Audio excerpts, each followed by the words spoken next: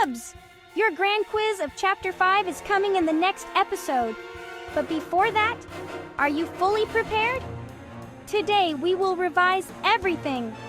Nothing will be left behind. Let's make you a champion. Hello, Cubs! Welcome back to Curious Cub. Today is revision day. Focus carefully. This will help you in the grand quiz. Force is a push or a pull. For example, pushing a door, pulling a rope, or kicking a ball. An important point to remember is that force always involves interaction between objects. Without force, objects will not move or change. Force can, first, move a stationary object, like a ball at rest starts moving when kicked. Second, it can stop a moving object. For example, a goalkeeper stops the ball. Third, force can change speed. If you push harder, you get faster motion. Fourth, it can change direction. When you hit a ball, its direction changes. Fifth, force can change shape, like squeezing a sponge or stretching a rubber band.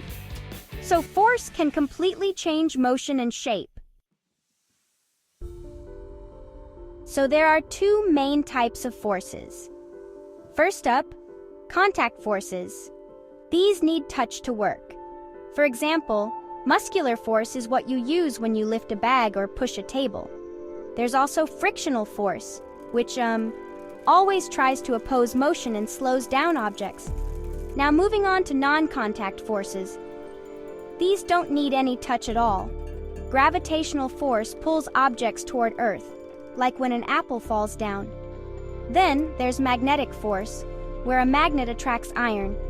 And don't forget electrostatic force, where charged objects can attract or repel each other, like a balloon sticking to your hair.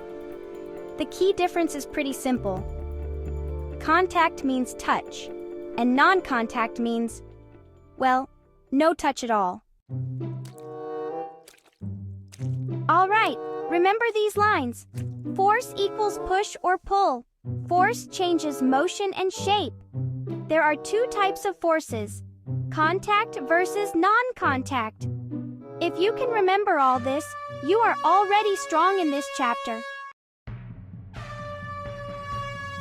Hey, Cubs! The next episode is super important. It's the grand quiz of Chapter 5. No hints, no easy questions, just a real challenge. So prepare well, revise again, and come back ready. If you enjoyed this revision, go ahead and like, share, and subscribe to Curious Cub. And don't forget, champions are made by practice.